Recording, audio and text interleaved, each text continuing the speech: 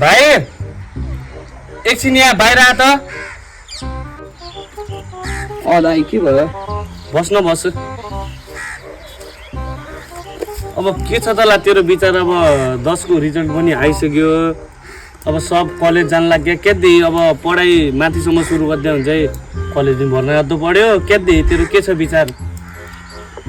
क्या पढ्नु दाइला, अब घरको काम गर्दै अनि कोही याद छैन। म खेतीतिर लाग्दो हो नि त, तँ पढे नि त। अब तँ म धनी गरी पढ्दा है, अब तँ पढे म खेतीतिर लाग्दो हो नि त। त्यो गरे पनि ठिकै हो। अब घर आमा बुवा पनि आछि, कोही खेतीपाती गर्दै पनि आछि।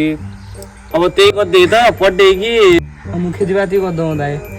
ए ल त ल, खेतीपाती गर्दै नि? ल ल ल त ल है, ल जा ल ल। A few moments later.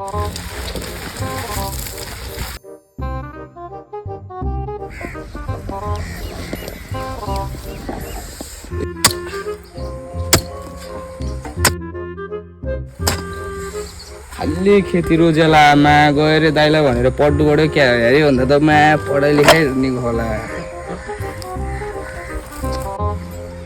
भाइ के भयो? मुला पढ्याला दाइला, खेती त भयङ्कर गाह्रो हुने रहेछ होला। म पढ्दा तु जसरीला खैला अब उतिकै पढ्या भन्ने उतिकै खेती गर्दै भन्ने। तँ गर्दै चाहिँ के हो ए? दाइला त्यति बेला अब पुरा दिमाग लगाएर पढेन दाइ। अब पढ्नु पऱ्यो दाइला, खेती त यसै रहेछ। ए तसले तँ खेती गर्दै त? नाइ दाइ पढ्यो। ए ल त ल ल 11 कक्षा किताब भोल भर्ना गरिदिन्छु ल।